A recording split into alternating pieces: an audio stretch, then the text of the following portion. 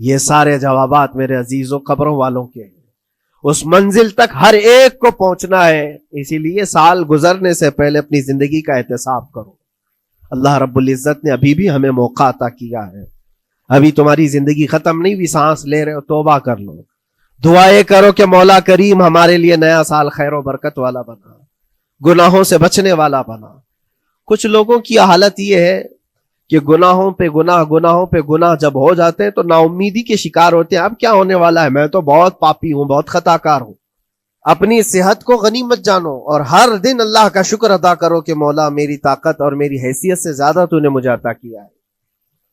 اور اگر اپنی صحت کا خیال نہیں ہے, قدر نہیں ہے, تو جاؤ کبھی کسی کینسر ہاسپٹل میں جا کر کے دیکھو. کئی ایسے لوگ ہیں جو موت اور حیات کے بیچ لڑ رہے ہیں. کچھ تو ایسے ہیں جو روز موت کی تمنا کرتے ہیں لیکن موت بھی نہیں. مجھے یاد ہے آج تقریباً 8-9 سال ہو گئے ہوں گے, ایک کینسر ہاسپٹل میں ایک ادھیڑ عمر کے شخص سے ملاقات. میں تیمارداری کے لیے عیادت کے لیے جایا کرتا تھا.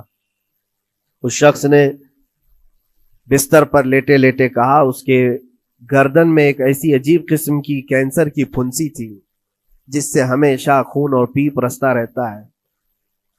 کافی دنوں سے ہاسپٹلائزڈ ہے, لیکن اس کی جو گڑ گڑاہٹ دیکھا اور ریکویسٹ میں نے سنا, کہا کہ حضرت صرف اتنی دعا کر دے کہ میرا سر اٹھے اور میں سجدہ کر سکوں.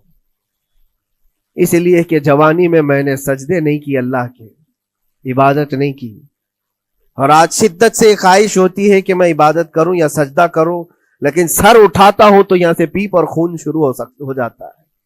اب وہ طاقت نہیں ہے. اس دن میرے دل پہ یہ بات لگی, کیا سچ فرمایا میرے آقا صلی اللہ علیہ وسلم نے, اپنی صحت کو غنیمت جانو بیمار ہونے سے پہلے. کہیں ایسا وقت نہ آئے کہ تم سجدہ کرنا چاہو لیکن تمہارا سر اٹھانے کے قابل بھی نہ رہے, تمہارے پاس وہ طبیعت بھی نہ رہے. ایک یہ تو پہلی چیز ہے. دوسری چیز, نبی مکرم صلی اللہ علیہ وسلم ارشاد فرماتے ہیں کہ تم اپنی جوانی کو غنیمت جانو بڑھاپا آنے سے پہلے. جوانی کو غنیمت جانو بڑھاپا آنے سے پہلے. آپ کو پتا نہیں بڑھاپا کیا ہوتا ہے.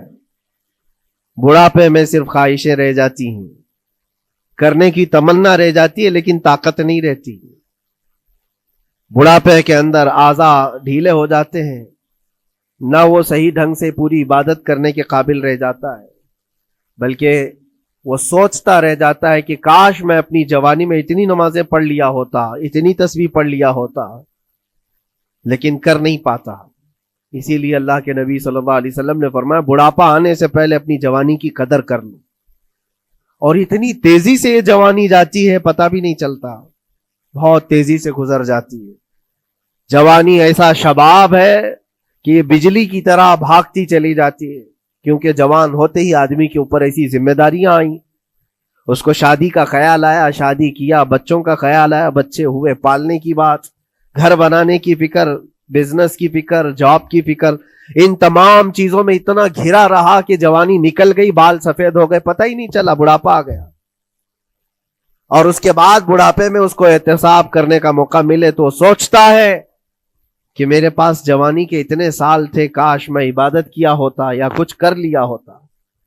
لیکن ایک بات یاد رکھو, گیا وقت پھر ہاتھ آتا نہیں, سدا دور دورہ دکھاتا نہیں. سب سے قیمتی چیز دنیا کی یہ وقت ہے جو گزر جاتا ہے. آج کا جمعہ پھر ہم صدیوں بعد بھی یا جتنی بھی زندگی ہو یہ دوبارہ نہیں لے سکتے, یہ واپس نہیں آئے گا ہماری زندگی میں. 2024 کا یہ آخری جمعہ ہے, پوری دنیا سر پٹک لے دوبارہ یہ جمعہ واپس نہیں لا سکتی گزر جانے کے بعد. یہ نظام کائنات ہے, وقت گزر رہا ہے. الوقت کالسیف, یہ وقت تلوار کی طرح ہے, اس کو تم کاٹ دو ورنہ یہ تمہیں کاٹے گا. تیسری چیز رسول پاک صلی اللہ تعالی علیہ وسلم ارشاد فرماتے ہیں, 2 چیزیں میں نے بتایا.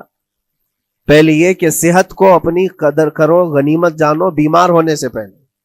دوسری چیز ہے اپنی جوانی کی قدر کرو بڑھاپا آنے سے پہلے. اور تیسری سب سے امپورٹنٹ ہے, اللہ کے نبی نے فرمایا زندگی کو قدیم مت جانو موت آنے سے پہلے. پہلے والی دو چیزوں میں تو تمہارے پاس موقع تو ہے. صحت چلی گئی, بیمار ہے, لیکن بیماری میں بھی توبہ کر رہا ہے, اللہ اللہ کر رہا ہے, چلو ٹھیک ہے. جوانی چلی گئی لیکن بڑھاپا ہے, بڑھاپا میں تو اللہ اللہ کر رہا ہے, عبادت کر رہا ہے. یہ دونوں میں تو موقع ہے. لیکن زندگی ختم ہو گئی, موت آ گئی, تب پھر کیا ہے؟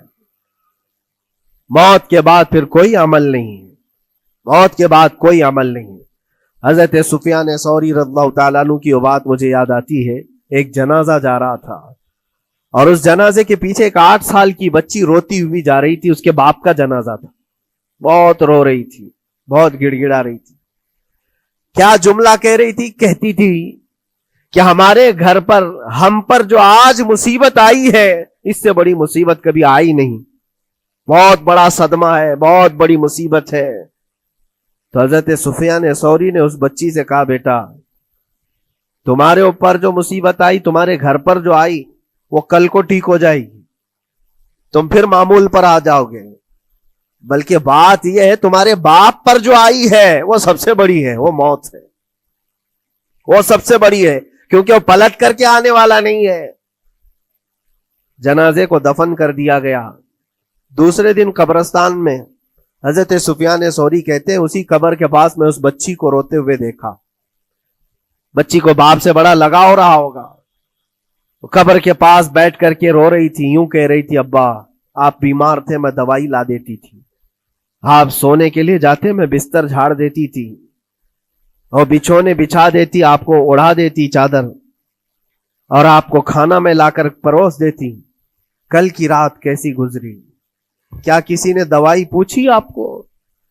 کیا کسی نے کھانا پوچھا آپ کو؟ کیا کسی نے بستر جھاڑ کر دیا اور کسی نے آپ کو اوڑھنا اڑایا؟ وہ روتی ہوئی اپنے باپ سے, مرحوم باپ سے باتیں کہی جا رہی تھی.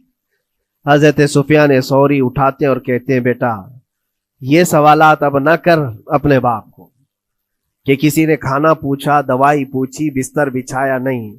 اب یہ پوچھ اپنے باپ سے, کل ہم نے جو آپ کو صحیح سلامت دفن کیا, چہرہ ابھی تک سلامت ہے یا نہیں؟ ابھی تک پیٹ سلامت ہے یا نہیں کہ پھاڑ دیا گیا؟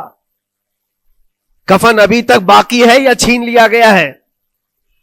یہ پوچھ اپنے باپ سے کہ کل ہم نے جب دفنایا تھا تو خوشبوؤں میں دفنایا تھا. پوچھ اپنے باپ سے کہیں کیڑے تو نہیں چڑھ گئے آج, کیونکہ یہ ہونے والا ہے اب قبر کی زندگی میں. عزیزان گرامی وقار, اسی لیے حضرت مولا علی کرم اللہ وجہہ الکریم جب قبرستان جاتے, سلام کرتے قبر والوں کو, اور اس کے بعد 1 گھنٹہ کھڑے ہو کر روتے تھے. حضرت سعید ابن مسیب کہتے ہیں, میں مولا علی کرم اللہ وجہہ الکریم سے پوچھا, آپ قبر والوں کے پاس کھڑے ہو کر کیوں رو رہے ہیں؟ حضرت علی فرماتے, میں نے ان سے پوچھا کیا حال ہے تمہارا اے قبر والوں؟ انہوں نے جو جواب دیا, سعید اگر تم بھی سنتے تو روتے. کہا کیا جواب دیتے ہیں قبروں والے؟ مولا علی کرم اللہ وجہہ الکریم فرماتے ہیں, وہ مجھے جواب دے رہے ہیں کہ اے علی, ہمارے گھر والوں نے تو ہمیں صحیح سلامت دفنایا تھا, ہمارے چہروں پر مسلسل آج دن اور رات بچھو چھوڑ دیے گئے. ہمارے چہروں پر آج اور ہماری ناک پر بچھو ڈنک مارتے ہیں. ہمارے بالوں میں, جس کو ہم آئینے کے سامنے کھڑے ہو کر گھنٹوں سجایا کرتے تھے, پیپ بھر دیے گئے ہیں, اور ہمارے چہرے کی چمڑیاں جھلس گئی. یہ سارے جوابات میرے عزیزوں قبروں والوں کے ہیں. اس منزل تک ہر ایک کو پہنچنا ہے. اسی لیے سال گزرنے سے پہلے اپنی زندگی کا احتساب کرو. اللہ رب العزت نے ابھی بھی ہمیں موقع عطا کیا ہے. ابھی تمہاری زندگی ختم نہیں ہوئی, سانس لے رہے ہو, توبہ کر لو. دعائیں کرو کہ مولا کریم ہمارے لیے نیا سال خیر و برکت والا بنا, گناہوں سے بچنے والا بنا. کچھ لوگوں کی حالت یہ ہے کہ گناہوں پہ گناہ جب ہو جاتے ہیں تو نا امیدی کے شکار ہوتے ہیں. اب کیا ہونے والا ہے, میں تو بہت پاپی ہوں, بہت خطا کار ہوں, مجھ سے تو بڑے بڑے گناہ ہو گئے ہیں, اب میں کیا کر سکتا ہوں. نا امیدی کفر ہے میرے عزیز. آپ کو بتاؤں, رسول پاک صلی اللہ تعالی علیہ وسلم ایک مرتبہ صحابہ سے فرماتے ہیں, تمہیں پتہ ہے اللہ رب العزت کا کرم اور اس کا رحم کیسا ہے؟ مسکرانے لگے. صحابہ نے پوچھا آپ کیوں مسکرا رہے ہیں؟ کہا اللہ تبارک و تعالی فرماتا ہے کہ صحرا میں چلنے والا ایک آدمی، غور سے سنیے گا، صحرا ڈیزرٹ، صرف ریت کا میدان، کہیں کوئی جھاڑ نہیں، کوئی عمارت نہیں، کوئی چھاؤں لینے کی جگہ نہیں. کوئی ایک بندہ اپنی اونٹنی پر ساز و سامان رکھ کر کے چل رہا تھا. صحرا کا سب سے بڑا پرابلم یہ ہوتا ہے کہ راستہ معلوم نہیں ہوتا. ہر طرف تو سیدھا ہی راستہ دکھتا ہے، ڈائریکشن پتہ ہی نہیں ہوتا. چاروں طرف سے آسمان ملا ہوا دکھتا ہے، جیسے سمندر ہے ویسے صحرا ہے. کبھی اگر آپ نے سفر کیا ہو، ہم نے مصر میں دیکھا ہے 200-250 کلومیٹر تک گاڑی چلتی ہے، ایک درخت بھی نہیں آتا، ایک عمارت بھی نہیں آتی. صحرا میں راستے بھول جاتے ہیں لوگ. پہلے کے دور میں تو کوئی نیویگیشن بھی نہیں تھا. تو کوئی بندہ ایسے جو اونٹنی پر ساز و سامان رکھ کر کے سفر کر رہا ہے اور ایک جگہ تھک کر کے سو گیا صحرا میں.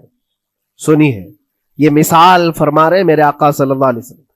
تھک کر کے سو گیا اور جیسے اس کی نیند کھلی تو دیکھا اونٹنی ساز و سامان کے ساتھ غائب ہے، کچھ بھی نہیں ہے اس کے پاس. کھانے پینے کی جو چیزیں تھی، ساز و سامان تھا، سب اونٹنی کے ساتھ غائب ہو گیا. اب وہ بیچ صحرا میں اتنا حیران اور پریشان، اٹھ کر کے تلاشنے لگا. اب اس کو نہ راستہ دکھائی دے، نہ اپنی اونٹنی دکھائی دے. شدت پیاس کی وجہ سے اب وہ جگہ جگہ پانی تلاش کر رہا ہے، پانی بھی نہیں ملتا صحرا میں. موج سراب جس کو کہتے ہیں نا، موج سراب کیا ہے؟ ریت چمکتی ہے سورج کی دھوپ سے اور انسان کو ایسا لگتا ہے ادھر پانی ہے، اور وہاں تک پہنچتا ہے تو پانی نہیں ہوتا، ریت ہوتی ہے. وہ اسی پانی کو تلاش کرتے کرتے صحرا میں مر جاتا ہے. صحرا میں بہت لوگوں کی موتیں ہوتی ہیں، پہلے بہت لوگ مر جاتے تھے جو راستہ بھٹکتے تھے.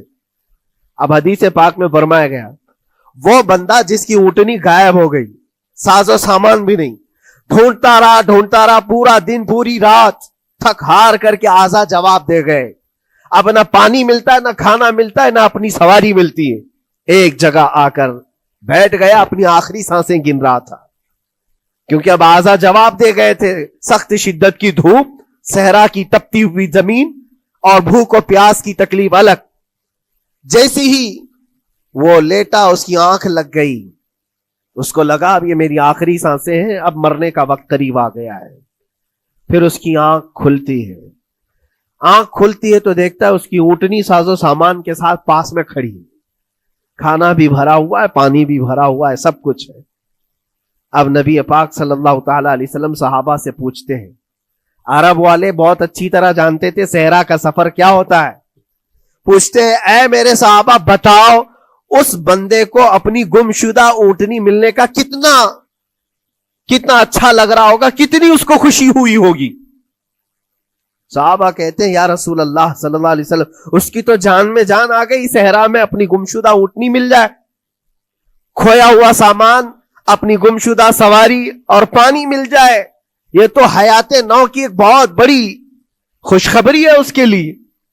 حضور پاک صلی اللہ تعالی علیہ وسلم فرماتے ہیں سنو، یہ مثال میں نے بتایا، اسی طرح سے اگر کوئی بندہ گناہوں میں ڈوب گیا ہے، خطاؤں میں ڈوب گیا ہے، کثرت سے گناہ کرتا رہا، پھر تھک ہار کر کے ایک دن واپس آ گیا، اللہ کی بارگاہ میں سجدہ ریز ہو گیا، جھک گیا، تو اس گمشدہ اونٹنی کے ملنے سے اس صحرا نورد کو جتنی خوشی ہوئی تھی، اللہ کریم اس سے بھی زیادہ اپنے بندے کے واپس آنے پر خوش ہوتا ہے. اپنے بندے کے واپس آنے پر خوش ہوتا ہے رب تبارک و تعالی کہ میرا کھویا ہوا بندہ میرے دربار میں واپس آ گیا ہے. آج ہمارے پاس وقت ہے واپس پلٹنے کا. میرے عزیزو نا امید نہ ہو، ہمیں ہمارے جانے سے پہلے حساب کرنے کے لیے مولا نے وقت دیا ہے. پتا ہے آپ کو، یہ بھی میرے آقا صلی اللہ تعالی علیہ وسلم کی رحمت کاملہ ہے.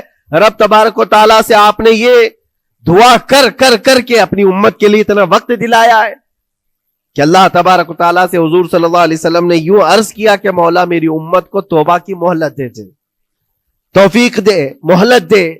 کہا کہ مرنے سے 1 سال پہلے تک؟ کہا نہیں، یہ بہت لمبا وقت ہے، پتا تو نہیں ہے مرنے سے 1 سال پہلے توبہ کرے گا، کب موت آنے والی معلوم نہیں. کہا مرنے سے مہینہ پہلے تک؟ کہا نہیں، یہ بھی وقت زیادہ ہے. کہ مرنے سے ایک دن پہلے کوئی توبہ کر لے تو معاف کر دیا جائے گا. نبی پاک صلی اللہ علیہ وسلم نے اللہ کی بارگاہ میں گڑ گڑاتے ہوئے کہا مولا ایک دن بھی بہت ہے.